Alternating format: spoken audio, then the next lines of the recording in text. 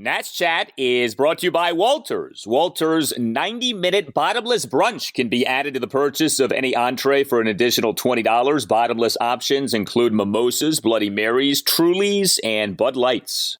Walk on over to Walters tonight for a DC United pregame party.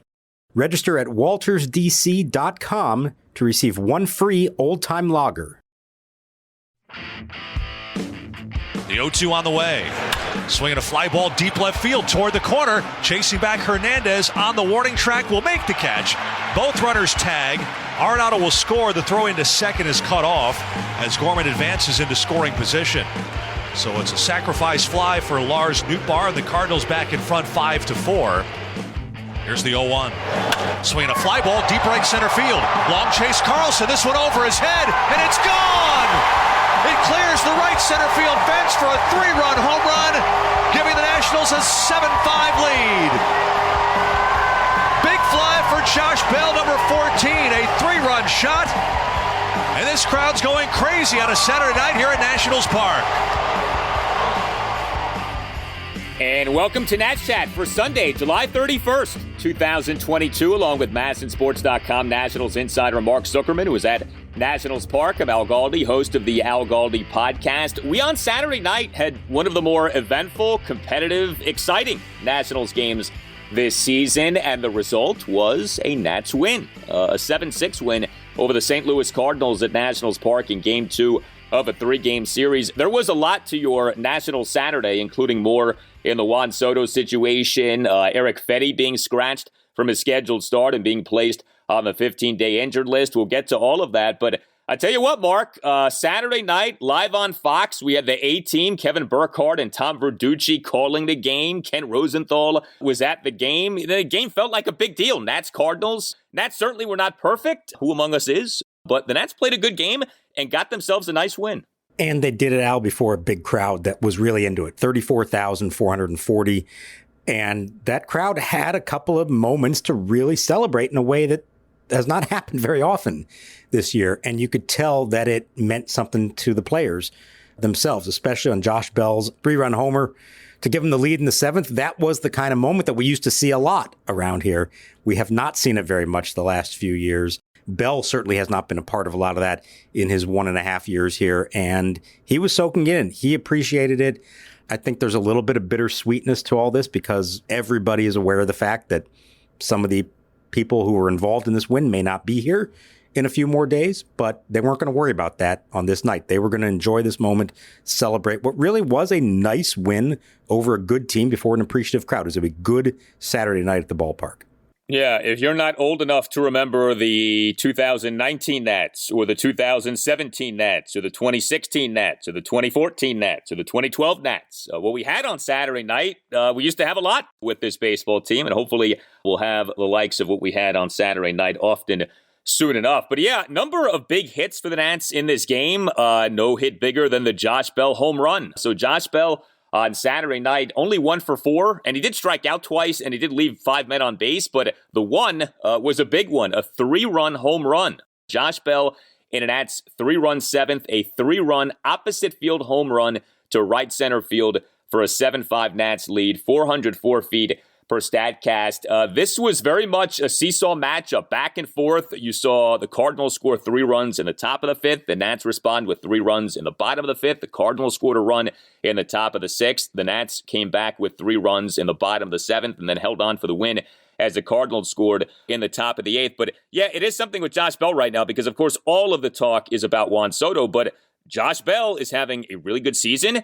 And unlike with Soto, where, you're not exactly positive if he's going to be traded come Tuesday, I think we're all pretty certain Josh Bell is gone. Josh Bell's not going to be here past Tuesday at 6 p.m. Eastern. We have heard a lot about the Mets maybe being in on Bell. Houston has come up a lot lately with Josh Bell. And, if that was his last big moment as a Nat, and hopefully it wasn't, but if it was, that was a pretty good moment. That was a key home run in this game, and that was an impressive home run for Bell.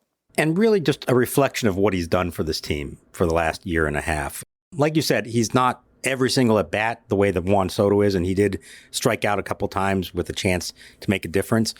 But give him enough chances, as we've seen, he's going to come through more often than not. He's going to deliver for you. And what he did was, I think, exactly what we were talking about the other night, how much this team has lacked the ability to hit for power with runners on base, those big game-changing moments. They just don't do it a lot. Well, Josh Bell's one of the few who has been able to do it, and that was one of the best that he's had in his time here. And yeah, he knows this is probably the end of the road for him, and I think it's a little bit strange. He really likes it here. He was really excited to come here last year because at the time he thought he was leaving pretty hopeless situation in Pittsburgh to come to a Nationals team that he thought was going to contend. He really likes the city. I think a part of him would love the idea of locking up and staying here long term. But also having now seen what the organization has become since he got here through no fault of his own, I'm sure that the idea of now going to be in a pennant race for the first time in his career is pretty appealing. And it may be a little bittersweet, but I would bet that within a few days after it happens and he starts to get a sense of what he's now in with a new team, he's probably going to fall in love with it and get to experience what so many other players have been able to over the years. So he's a really good player. He's a really good teammate, a really good guy. We all like him a lot, have enjoyed getting to know him.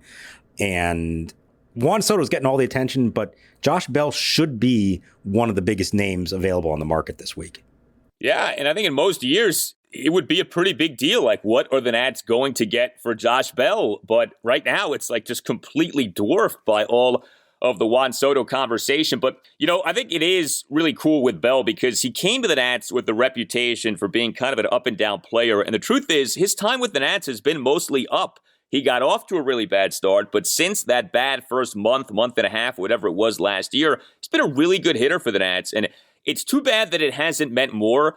But that trade that Mike Rizzo made to get Bell Christmas Eve 2020, that does go on the list of all the very good trades that Mike Rizzo has made. Like, that was a good trade. The Nats have gotten some really good production out of Josh Bell. And I tell you what else with him on Saturday night, top of the second, tremendous job of keeping his right foot on the first base bag for the put out for the third out and catching an errant throw from third baseman Maikel Franco off a grounder off the bat of Paul DeJong. You know, we've talked about this with Josh Bell. It's not always pretty, and I don't know that that play was pretty, but that was pretty impressive. Him keeping the foot on the bag, you know, catching another one of these bad throws from a Nats infielder. We've seen a lot of them so far this year.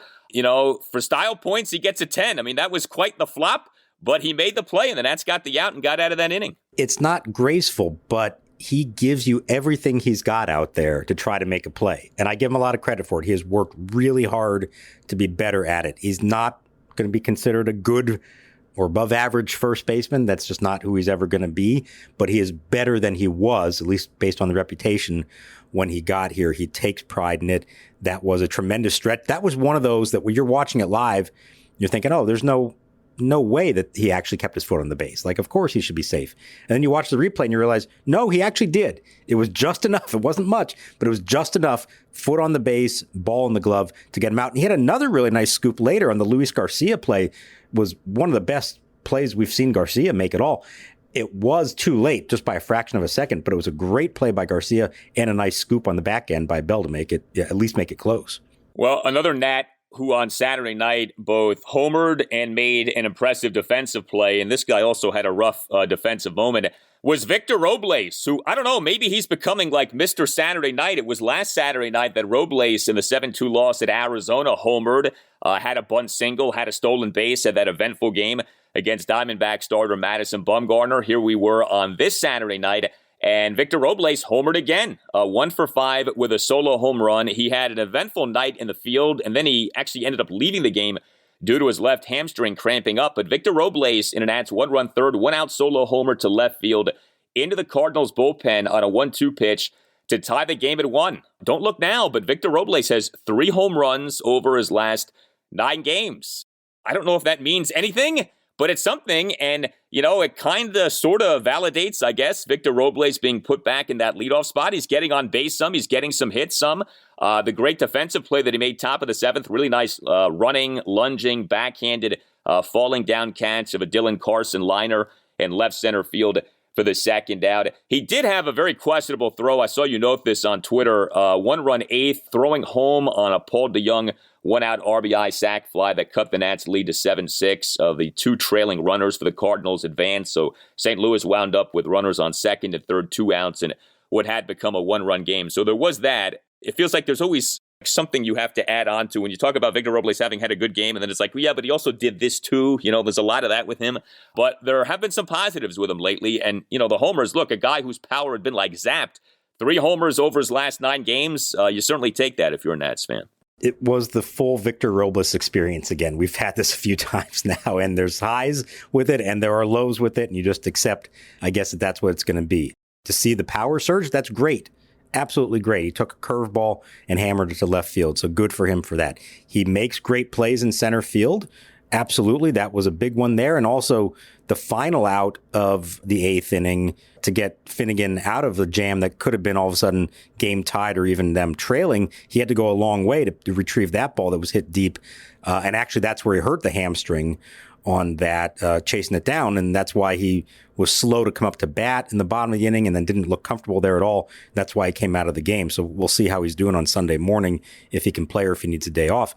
But we have to talk about the other throw right before that, because it was, in my mind, really egregious.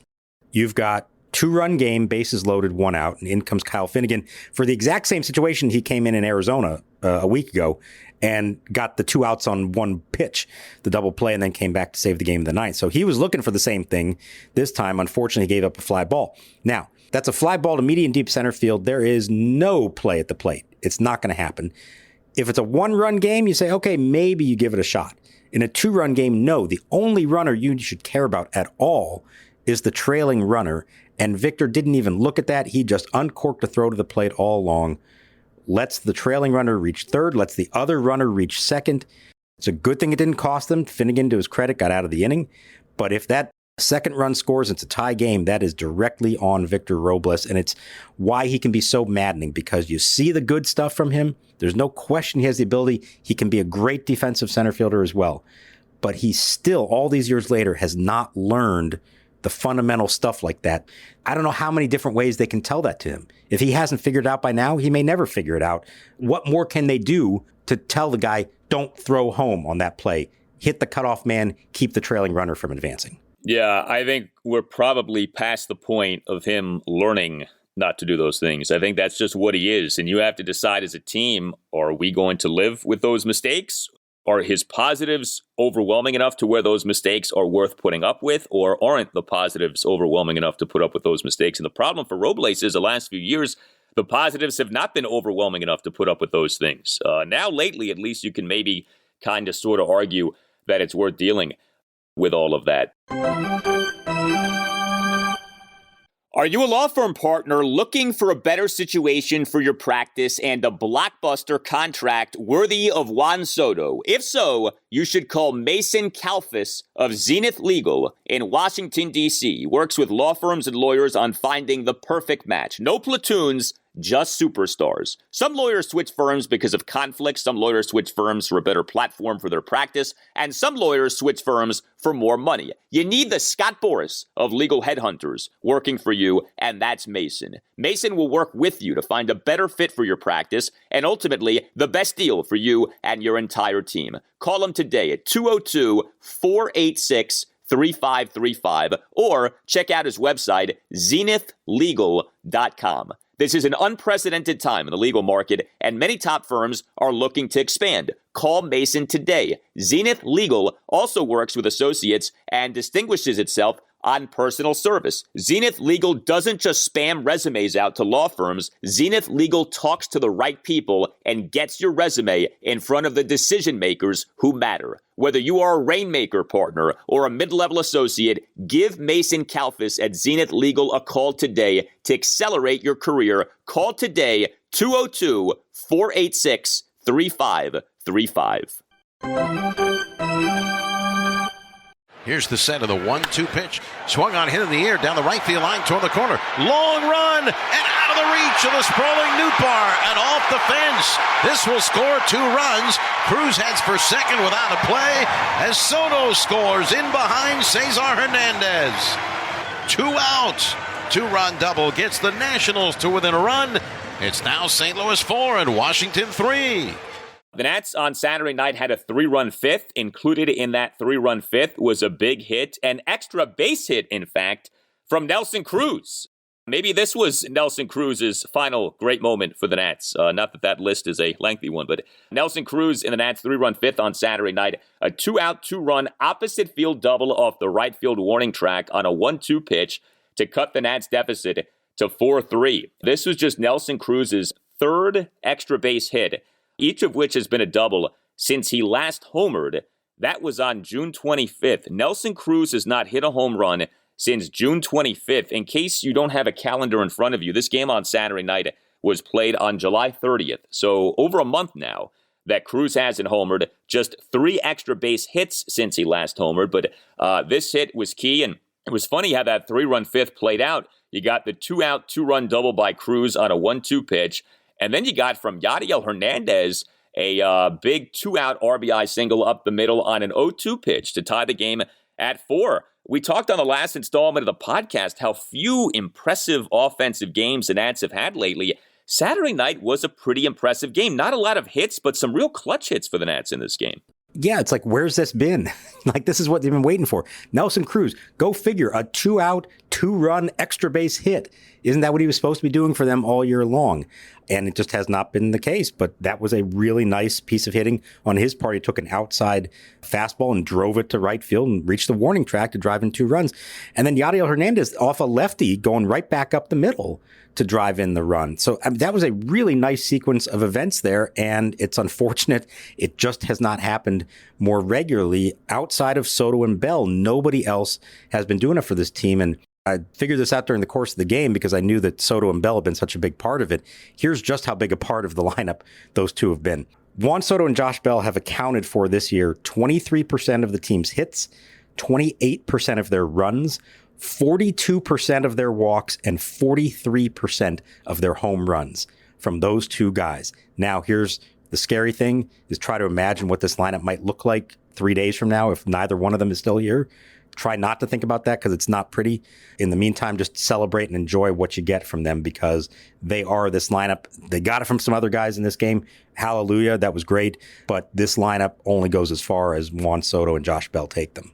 That certainly has been the way that the season has gone. I still get a kick out of this, though. Nelson Cruz, for all of his struggles this season, and he has had some mighty struggles, he's second on the Nats with 52 RBI. I mean, it really is something. And I know we've talked about RBI before and, how misleading it can be, but Nelson Cruz has 52 runs batted in. Juan Soto has 45 runs batted in, even though Soto's OPS for the season is 220 points higher than Cruz's. That is really bizarre that Cruz somehow has amassed 52 runs batted in despite having had really a bad season, like the kind of season that makes you think this is it for him, that, there's not going to be another team next season that wants him on the team just because he's been so non-productive. But yes, somehow he has found his way to 52 runs batted in this season. I think it's a product of two things. One is that we are hitting behind Soto and Bell, so you are actually coming up with guys on base, whereas Soto, whether he hits second or third, has not come up with guys on base nearly enough. That's been a huge problem. Now, Juan also, it's gotten better, but for the first half of the year, his numbers as runners in scoring position were terrible. So that hasn't helped. But I think just opportunities also have been more prevalent for Cruz. And then the one thing that Nelson Cruz has done, at least at times, hasn't been consistent, but when he's been going well, he has had a knack for these just RBI singles to the opposite field. And he hasn't been pulling the ball. He hasn't been driving the ball at all. But he has had a knack for, hey, man on third and 2 outs, ground ball, base hit through the right side, get him home. So he's done that. That's probably where a lot of the RBIs have come from. But the other thing that Nelson Cruz has done, and Josh Bell brought this up unprompted after the game, prior to the big at-bat that Bell hits the home run to change the game, Cruz went up to him and gave him a real quick scouting report on Genesis Cabrera, the Cardinals reliever. He said, I faced him last night. Here's what he did. The curveball's pretty good. Changeup, not so much. You already saw the fastball from him. See if you can get him to get you the changeup. And lo and behold, he got a changeup and drove it out. And Josh said that Nelson Cruz has been doing that kind of stuff all year long, that very few guys are as good as that as he is. And he even laughed and said he doesn't necessarily like to get advice from a lot of teammates, but when it's Nelson, he absolutely takes it because he knows the reputation there. Nelson knows what he's talking about. Well, I remember in spring training, there was that story of Nelson Cruz telling, I think it was Erick Fedde, that he was tipping his pitches. And you were like, wow, that's pretty cool that Nelson Cruz, A, can pick up on something like that so quickly, and B, convey that to a pitcher who obviously, needs help in Erick Fedde. So, yeah, I mean, Cruz has not had a good season, but everyone always raves about the guy as a teammate and as a guy. And the Nats, at least, have been able to benefit from him in that regard. So, a wild day for the Nats from a pitching standpoint. We'll get to the bullpen shortly, but the starting pitcher for Saturday night was supposed to be Erick Fedde, ended up not being Erick Fedde, and Erick Fedde now is on the 15-day injured list. Where did this come from? So Fedde was supposed to start Game 2 on Saturday night, Game 2 of this series on Saturday night, but the Nats on Saturday afternoon put Fedde on the 15-day injured list, retroactive to July 27th, with right shoulder inflammation, and recalled pitcher Cory Abbott from AAA Rochester, and it's looking like Abbott is going to be making a start here coming up in the upcoming series against the New York Mets. So I guess we'll go sort of bit by bit here because there's a larger item, which is Cade Cavalli. But Fedde, right shoulder inflammation, where did this come from? And is this, in fact, a concern here? He's not overly concerned. He said that in his start in Arizona, his last outing, he didn't feel 100%, but especially the day after, he felt sore. So he brought it to their attention. They got an MRI. It showed nothing other than the inflammation. Sounds like they knew about this possibility for a few days. Paolo Espino had been given a warning to maybe prepare himself in case he needed to start this game. So it didn't just come out of nowhere, like, hours before game time, anything like that. Fedde said not very concerned about it. He feels like couple weeks off and he should be good to go. We'll see. As we always know with these things, there's no guarantees. But it was a disappointing, and at least for all of us, surprising development. And of course, when it's trade deadline week and you see without explanation that somebody's been scratched from the lineup, your thoughts go elsewhere. And that was not the case, here. And Fedde even laughed when we brought that up to him, like he never even crossed his mind because he knew that he was hurt. But the hope would be just a couple weeks off and then he'll be good to go. And it wasn't that big a deal because they had a day off. So Paolo was on normal rest. Josiah Gray on Sunday will be on normal rest. Patrick Corbin on Monday will be on normal rest. And it's not until Tuesday now that they need a replacement starter. And because he didn't pitch in this game on Saturday, it does look like Cory Abbott is going to be their choice. All right, so Cory Abbott is recalled from Rochester. If you are keeping track of how many times Cory Abbott has been summoned to the majors by the Nats this season, and I know that so many of you listening are keeping track of that, this is now 4 times. So Cory Abbott now has been brought up 4 times this season. Cade Cavalli, who we were told during spring training was like right on the doorstep of being major league ready. He's the Nats' #1 prospect. He's considered among the top pitching prospects in baseball. He still has not been called up to the majors. And Davey Martinez, I know, addressed this with you guys during the pregame press conference. What exactly did Davey say? Because I think there's actually a pretty good conversation to be had here, but you were there for what Davey had to say. So what stood out to you in terms of what Davey said? Yeah, and I asked him the question because I think we're getting to a point here where it's obvious that they are making a calculated decision here not to call him up. And the way I phrased it was, is it fair to say that they are really basing all these decisions on Cade Cavalli on his development and what they believe his timeline is, and not at all based on what the team's needs are? I think we're at a point now where you could say the team has a need for a starting pitcher, and it's hard to argue that Cory Abbott makes more sense for them than Cade Cavalli does from a competitive standpoint right now. But Davey acknowledged that it is not about the team's needs. It's about what's best for Cade Cavalli in his development. And they are insisting that he's not there yet. And they're pointing out things like the fact that in 2020, which was his last year in college, that was the pandemic year, didn't pitch a lot that year, didn't have any minor leagues to go to after he was drafted. Last year, very careful with him and his workload. This year, you've already seen them give him a couple of breaks along the way, including one just now when he had that little blister issue with his finger around the All-Star break. So there's a concerted effort to make sure that they are limiting his innings to the point that he still has something left in September, which in theory could be up here, and that they want to make sure that he's available and that once he's up there, they don't have to shut him down, that he could finish out the year. So that's part of it. But I thought this was interesting. He said, I'm going to read the full quote here because it wasn't on camera.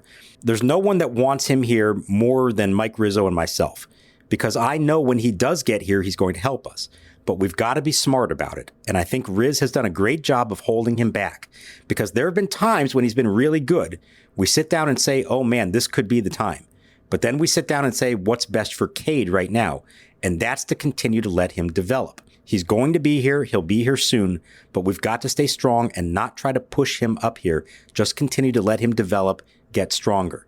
That's about the most detailed answer anybody has given about Cade Cavalli this year and why he's still at AAA. You can agree with it or disagree with it, but they are holding firm to that. And so I came out of that today thinking we're not going to see him anytime soon. Probably it's going to be September before we see him. It may just end up being a little taste of it, a few starts down the stretch, and not a decent chunk of the second half of the season like we all thought it would be.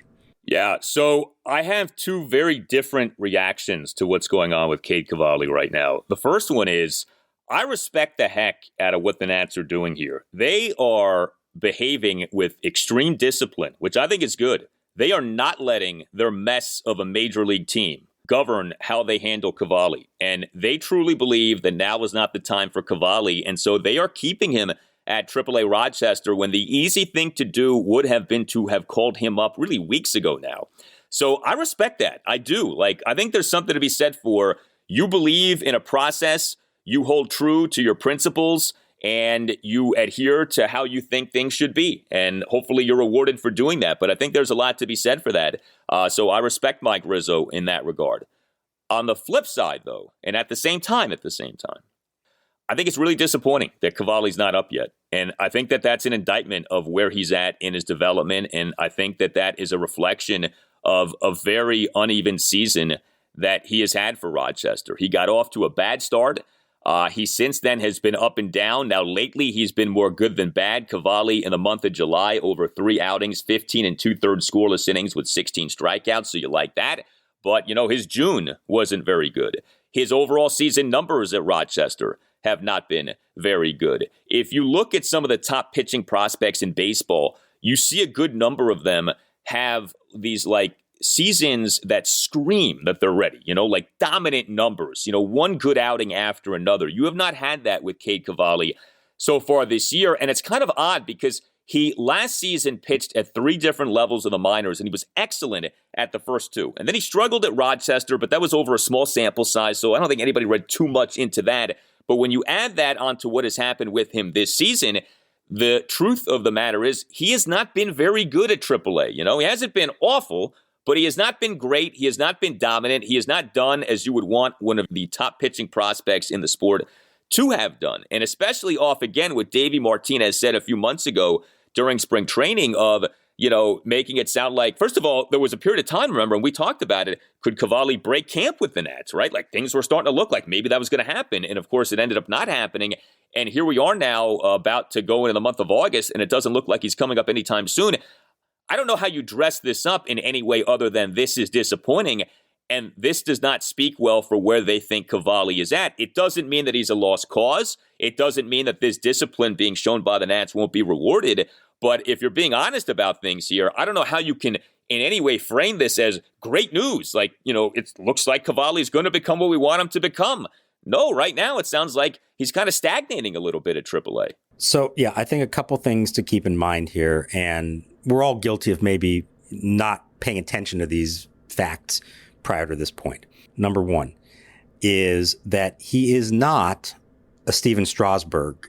He is not the uber pitching prospect who's regarded around the entire sport as the guy or one of the top 2 or 3 guys in the sport, and who, like you said, had those kind of numbers in the minors at every level that screamed that he was ready for the big leagues. And every start that he makes at AAA is a start too many that you're wasting. You got to get him up. That was the case with Strasburg. Even to an extent, it was the case with Lucas Giolito when he was called up. He had the dominating numbers in the minor leagues. That's not who Cade Cavalli is. He was drafted later in the first round, and he has not pitched as much. And that's the other thing here. He's only 2 years removed from being drafted. And I think in our minds, we've been spoiled by guys like Strasburg and others who've come up in the past, and the faults of the Nationals farm system as a whole, that he's all they've got, at least in terms of an elite prospect who's somewhat close to big league ready, that we've focused in on him and just assumed that he's the real deal and he's going to be here as soon as possible. And he is the number one reason to be excited about what may be coming the rest of the season and be the ace of this team right from the get-go. And the fact of the matter is that while he may become that guy, he's not there yet. And that's okay. It's just an admission that he is not essentially the next Strasburg, at least not yet, in terms of the guy who just bursts through the minor leagues and is big league ready in less than 2 years and just is off and running from the start. So I think we have to remind ourselves of that sometimes. And it was easy to fall into the trap of, well, he's their top prospect, so therefore he must be that good and he must be on a fast track to the big leagues. Yeah, I mean, but he is good enough to be considered a top 100 prospect, and he's in that top 70, top 65 territory. So there are other people who view him pretty favorably. And he was a college pitcher. He was taken out of Oklahoma in 2020. So in theory, it's not unreasonable to think that by 2022, if things are going well and he's healthy, he could be pitching for you at the major league level. It's not fair to Cavalli, but it's hard if you're a Nats fan and you know the recent draft history to look at this and say, okay, the Nats took a pitcher in each of 4 consecutive first rounds of MLB drafts. 2017, Seth Romero, complete disaster. 2018, Mason Denneberg, he's had a devil of a time staying healthy. 2019, Jackson Rutledge, he's dealt with ineffectiveness and injury, and only now it sounds like he's maybe about to be promoted to high A. I mean, he got taken in 2019, and he only now might be going to high A. Like, where are we with him? And so Cavalli's like your hope. And the struggles of Romero, Denneberg, and Rutledge have nothing to do with Cade Cavalli. None of those guys have anything to do with Cavalli. But if you're a Nats fan, how do you not think about all of this? And how do you not say to yourself, boy, Cavalli has got to come through. Cavalli has got to be the ace he was drafted to be. And that here we are now deep into this season, and he may not be coming up until September. You're like, why is that? And what does that say about where he's at? But that might also give some insight into the organization's thinking here, in that they know they need him to be the real deal. And they do believe he can be the real deal. And that's why they're holding off, because the last thing they want to have happen is to call him up before he's truly ready, have him get hit around or struggle, and maybe that causes long-term effects. Go back to when Giolito came up. Very different situation. But he came up and was unimpressive in those first few starts, so much so that the team wound up trading him in the Adam Eaton deal. And it took a couple of years before Giolito with the White Sox developed into the ace that he finally became. Again, not the exact same situation. That was a team that was trying to win and couldn't afford to let a guy come up here and fail. But I do wonder if in the back of Rizzo's mind, he thinks about that and says, when Cavalli comes up here, I want him to have the best chance of success. That big league starts aren't necessarily best for his development if they aren't successful starts. And right now, for whatever reason, they may feel like there's a chance that they're not going to be successful. Yeah, and I would say this too, there's a lot of pressure on Cavalli to succeed. There is even more pressure, I think, on the Nats for Cavalli to succeed, not just because the Nats want to be good again as soon as possible, but what is it going to say about this team and its player development if they blow it with Cavalli and we have another highly drafted Nats pitcher who doesn't pan out, at least not for the Nats? I mean, that's going to look so bad on this organization if Cavalli ends up being a flop. So I could see the organization maybe being like, boy, until we think he's good and ready, we're not taking any risks here, because we can't afford for this guy not to pan out. And the Nats can't afford for him not to pan out for a variety of reasons right now.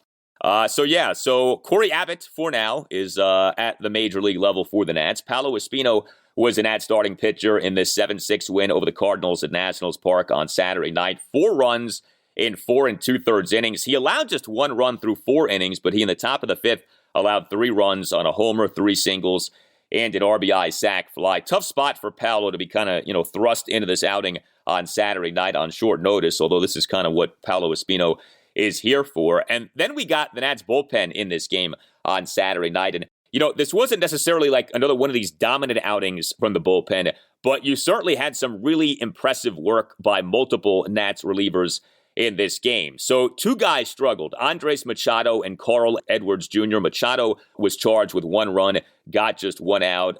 Edwards in the top of the 8th made a mess. He was charged with a run, recorded just 1 out, faced 4 batters, gave up 2 singles and a walk. But Hunter Harvey was good. Came to the game top of the 6th, runners on 1st and 3rd, nobody out, game tied at 4. Induced an RBI sac fly off the bat of Lars Nootbaar for a 5-4 Cardinals lead, but then recorded back-to-back strikeouts of Paul DeJong and Andrew Kisner. And the flame-throwing Hunter Harvey was on full display in this game. Harvey's four-seam fastball velocity when facing Kisner peaked at 98.6 miles per hour per Statcast. Erasmo Ramirez tossed a perfect top of the 7th, and Kyle Finnegan came into the game to clean up the mess that was left by Carl Edwards Jr. And Finnegan, what a job by him. 1 2/3 perfect innings for an excellent 5-out save.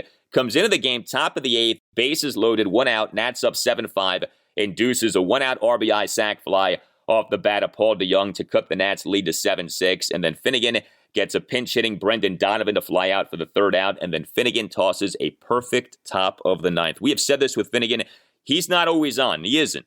But when he's on, boy, he can be masterful. And he was masterful on Saturday night. And the guy who is coming into the highest leverage spots, and again, maybe doesn't succeed 100% of the time, but has done it way more often than not and has, I think, started to prove himself as a real late inning threat. That's the second time in a week that he's been thrown into that spot. Bases loaded, 1 out. Like we said last time, 1 pitch double play. Didn't quite get it this time. He did allow an inherited runner to score, but that was through no fault of his own. And what I loved about it, just like that other game in Arizona, the emotional high of getting out of the jam in the 8th with the lead intact.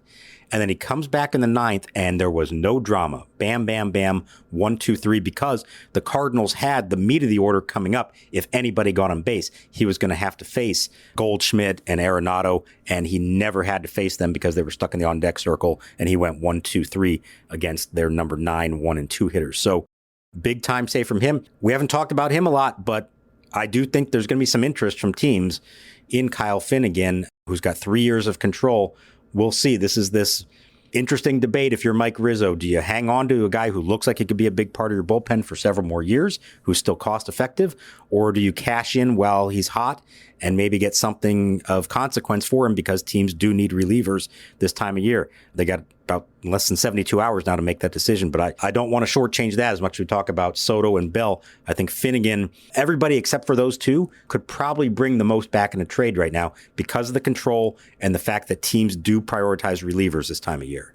Yeah, it's funny with Finnegan because there are plenty of relievers in MLB this season who have had better seasons than Finnegan has had. I mean, his numbers are not overwhelming, and he has given up a good number of home runs. But A, the team control aspect, and B, the upside. Again, when he's on, he's really on. Like, there is a ceiling for him that not every reliever has. And so if you're a contending team, maybe you say to yourself, well, we can get him to pitch close to that ceiling or at that ceiling more often than maybe he has with the Nats. And so, you go ahead and take a chance on trading for him. So, yeah, look, I think if you're Mike Rizzo, if you get something substantial back for Finnegan now, you do it. I don't think you wait on this. But I think the nice thing with Finnegan is if you don't get something back substantial or you can't, you could always trade him next year. It's not like you have to trade him right now, which is how they've been acting with Juan Soto.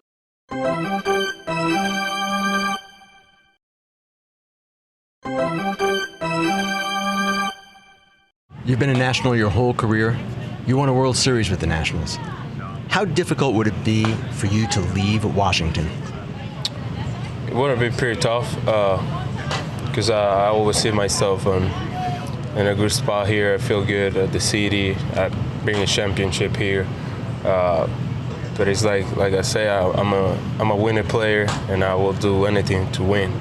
I would love to stay here. I will be more than glad, but at the end of the day, I don't make decisions. I'm just here to play, to give my 100% every day in the field, in the stadium, and everywhere I go. Every day, there is a parade of reports and items and conjecture in this Juan Soto saga. We could do like an hour on Soto on every installment of the podcast here. So Ken Rosenthal was at Nationals Park on Saturday for this game. Rosenthal on the FS1 pregame show on Saturday afternoon said that the San Diego Padres and these very St. Louis Cardinals are, quote, the perceived frontrunners, end quote, to trade for Soto. We've heard Padres and Cardinals quite a bit, so I don't think that that's shocking. This would fit into the MO of A.J. Preller, who runs the Padres. Preller has made a million trades during his time running Padres baseball operations. He is not afraid to make big moves. And you think about what San Diego could put together were it to get Soto with Manny Machado and Fernando Tatis Jr. I mean, think about that threesome. Soto, Tatis, and Machado for years to come in San Diego. So there was that. And then there also was a Soto pregame interview with Ken Rosenthal.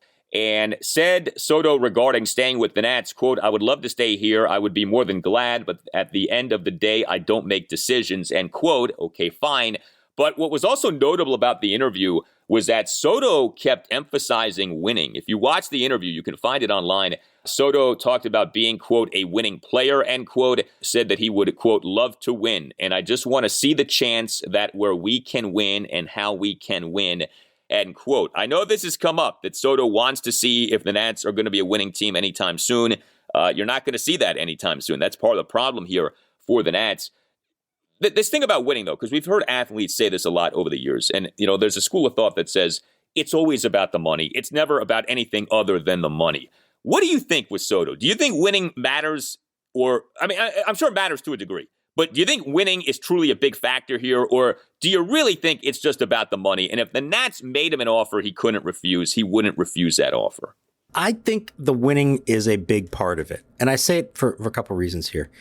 I've been saying this all year long. I don't know there's any offer that you can make Juan Soto right now that he definitely takes with the Nationals, that because of what they've been through in the last year, and then add the ownership question on top of it all, wouldn't you want to see what direction they're going? We don't know what this franchise is going to be in the coming years. Are they going to be a team that very quickly becomes big spenders and is back in contention in a few years again? Or are they about to become the Kansas City Royals or Pittsburgh Pirates, or even the Orioles, who now are finally getting it back together again? But this is like year 5 of their rebuilding.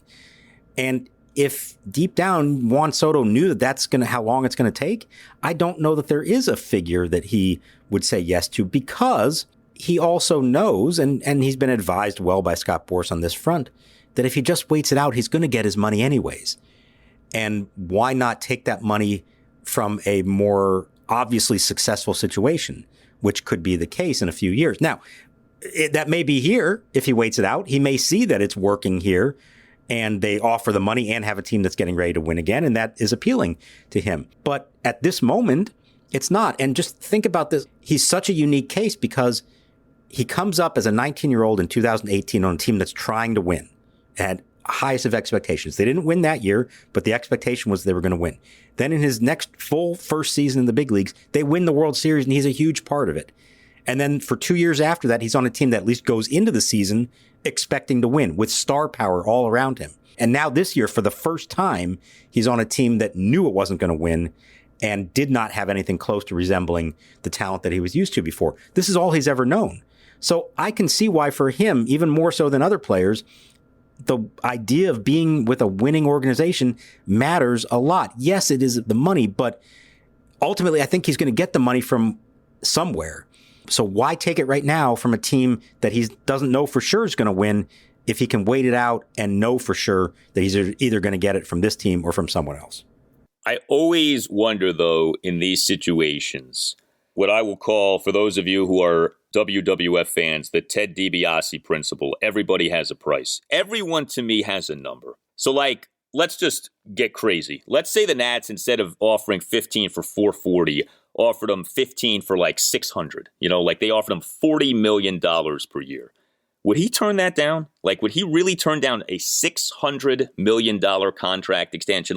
There must be some number that would compel him to say yes. Now, whether the Nats would ever be willing to go to that number, whether the Nats should be willing to go to that number, different conversations. But, is it really truly the case that he's unsignable, as has been said?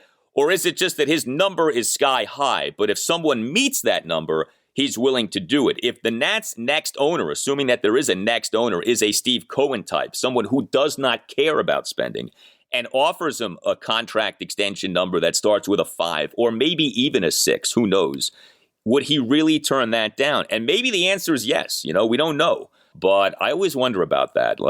Again, the saying in sports for years, right, has been when they say it's not about the money, it's about the money. And the people are always, at the end of the day, going to do things for money. And I just wonder about that with Soto. But if the Nats trade him by Tuesday, we're not going to find this out. This is part of why, to me, the play here is to wait and address this in the offseason, assuming you have new ownership in the offseason. If you don't, different story. One other thing with Soto that I've thought about. So, I just made mention of this idea of, is he worth whatever big time money might be enough to make him accept an extension? We could argue that no player is worth $30 million a year, $40 million a year. But there are some athletes who impact not just your sports operations, but also your business operations, right? They are draws. They sell tickets. They put eyeballs on televisions and on tablets. They sell jerseys, etc. Do you know, have the Nats ever tried to quantify, do the Nats have any kind of a sense on the business impact of a Juan Soto? There have been so few players for the Nats. There are so few players in sports who are true economic factors. I think you could very much argue Soto is an economic factor. Is there any sense on what he means to the economics of the Nats? Yeah, I think there absolutely is. And the other player in the past who this has come up with was Bryce Harper. And Scott Boras would make that argument very strongly back in the year or two before Bryce became a free agent, and saying what you're investing in here is not just a player who's going to win for you on the field, but he is going to bring bigger ratings for TV. He's going to bring more fans to the crowd. He's going to bring jersey sales, attention, all of that. And especially in baseball, there aren't that many of those guys who do all that. But Bryce Harper is one of them, and I believe Juan Soto is one of them. I'm sure Scott Boras believes it too. And I think the learners and everybody here knows that, yes, that is probably true. And it's up to them to figure out just what difference that really makes and how much you're willing to go above and beyond on a contract for him. But yeah, I'm glad you brought it up. I think that is an underrated part of this. And I know it's not Mike Rizzo's job to really think about that stuff. It's really the owner's job to think about it. But I've had this thought a few times here in the last week. I get that if in your mind you're convinced he's never going to re-sign here, or we're never going to be willing to pay whatever it would actually cost to re-sign him here. But here's a flip side argument to it. You have one of the most dynamic young players in baseball under your control for the next 2.5 years. He can't go anywhere. You have control over that. Even if your team is really bad, isn't there value in having him here because of all that other stuff that comes with it, and that the organization is more valuable with a Juan Soto on it? Even if that means at the end of 2.5 years that he walks away and you don't get anything for him. Is that the worst outcome? I don't know. I don't know if it is. I think there could be something to be said for having that one iconic player who is associated with your franchise, who sells tickets, gets people to watch on TV, buys their jersey, represents your team every year at the All-Star game, all those kinds of things. Both because it can ultimately help you win, again, when you have someone like that. But even if you don't, and you do end up losing him, I don't know if that's the worst thing in the world.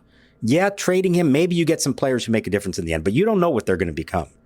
And so part of me almost wonders if there is a reason just to hang on to him, and you hope that the team starts winning and that he decides, hey, I want to stay here forever, and he's a National forever. But even if he doesn't, at least you would end up with 7 years of Juan Soto as a Washington National. And I think there's value in that. I think it's tough, too, with the Nats because it's hard to judge business the last 2 years because of COVID. You won a World Series and you never reaped the benefits of that. You have an unusual local television arrangement from which you don't make the kind of money that we know that the organization wants to make. And the team right now is really bad. And we've seen crowds dip down. And I wonder if the learners are like, well, we're seeing this season what kind of our base season ticket situation is. And if this is what it is with Soto, is he worth having because he only impacts business so much? So I don't know what indicators they have. This is an impossible question for those of us on the outside to answer. The true economic value of Juan Soto to the Nats, like quantifying it, putting a number on it. But I mean, I think that that's something to think about with him because 99% of the players in baseball don't mean anything for box office. It's about whether you're winning or losing. Soto, like you said, is one of those rare guys for whom you can make the case. Yeah, he sells tickets. He puts eyeballs on TV sets and tablets. He sells jerseys. And there's obviously value in that, but it's not easy to determine. And especially the last few years with the Nats, I think it's really difficult to determine. You tell us what you think. Hit us up on Twitter at Nats_chat. You can email the podcast, natschatpodcast@gmail.com, including if you would like to sponsor the Nats Chat Podcast. Hit up Tim Shovers. Again, the email address is natschatpodcast@gmail.com. Don't forget, you can subscribe to the Nats Chat Podcast. Subscribing costs you nothing. Make sure that you never miss an episode. Nats Chat is on the radio on Sunday mornings at 9 on both 106.1 ESPN in Richmond and on Sports Radio 96.5 FM and 8:50 AM in the Hampton Roads area. All Nationals radio highlights on Nats Chat are courtesy of 106.7 The Fan. For Mark Zuckerman, I'm Al Galdi. We'll talk to you next time on the Nats Chat podcast. It is time now for the final look back at the month that changed everything for the Nats, July 2021. And on this look back, we look back at the sell-off. 8 players traded away for 12 prospects. One of the most magnificent fire sales in Major League history, really. And by magnificent, I mean in terms of the scope of it. You don't see that kind of fire sale often. We had it with the Nats last year. And so we leave you with that look back, and we thank you for listening to the Nats Chat podcast.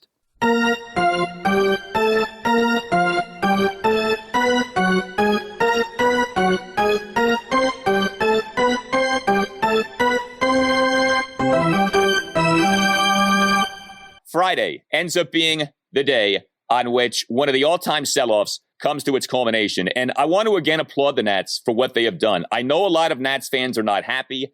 I know even more Nats fans are sad. I get all that. But at the end of the day, this to me is a very good thing that the Nationals have done. It was interesting. I was watching Mike Rizzo's press conference, and he talked about how, you know what, this was exciting from a baseball standpoint. And I think he's right. This was exciting. Like, it was sad, but it was also exciting. And, you know, you're allowed to experience dual emotions with something like this. But the Nats went all in on this sell-off. There was no hesitation. There was no wishy-washy. There was no, well, we want to do this, but we don't want to do that. The Nats were aggressive. The Nats were bold. The Nats have brought in a total, again, of 12 prospects to a farm system that was in dire need of an infusion of prospects. And we'll see what these guys end up being. But I think it's okay to, while, you know, you want to lament the losses of Max Scherzer and Trey Turner, fine. But it's okay to be a little excited about these things and to be thinking about the future and to be saying, you know what, this may not feel great in the moment, but this was a good thing overall that the Nats just completed. There's certainly a faction of this organization in the front office that had probably been waiting for this day for a little while, to be honest, that probably knew the writing was on the wall and felt like it just needed to finally happen. And when it does finally happen, you're able to go out and say, we get to reshape our organization for the future. For some people, I think that is an exciting thing. Now, for the guys in the clubhouse who are here right now and are finishing out this season and don't really know what the future holds beyond that, that's a much tougher proposition for them. But like I said, to their credit, they went out and played with energy. They played well and won the game. So that part of it was fine. But take the last, I don't know, however many years for this organization. This day, or I guess these 2 days together, could end up being among the most consequential in franchise history. You know, it's a different kind of consequential than some of the other really big moments for them. But if this ultimately leads to where they want it to go, we will look back on July 29th and July 30th, 2021 as the end of one era and the start of another one, and that the hope is that this ultimately leads to another one. I thought maybe the most interesting thing that Rizzo said, or the thing that stuck with me the most about what he said, was that in his first year as GM, 2009, when he took over, that was the low point for the franchise. There was nothing lower than that. This was the Smiley Gonzalez scandal. This was, they had failed to sign their top draft pick, Aaron Crow. They hadn't yet drafted Steven Strasburg. They were coming off a 100-loss season. That was the low point. We started this thing in 2009, way below where we're at today as far as organizationally, and it took us 3 years to win 98 games. Their first division title, and you saw the beginnings of the core group that now would lead them all the way to ultimately to a World Series in 2019. And he said where they're at right now is in a much better position than that was in 2009. Now, obviously, they got a long way to go. But if he feels like they did this once in 3 years, starting from the absolute basement to get to 98 wins, and they're in a better position now, you know, maybe it's not as daunting a task as it sounds. Let's see. There's a long way to go. A lot of things have to happen. But I think people should be more encouraged by where they are, that this isn't necessarily they're not about to become the Pirates or the Tigers or something like that. This could be, we've seen the Red Sox rebuild fairly quickly. We've seen a few other organizations do it. Maybe this is more along those lines, and this is just the start of that.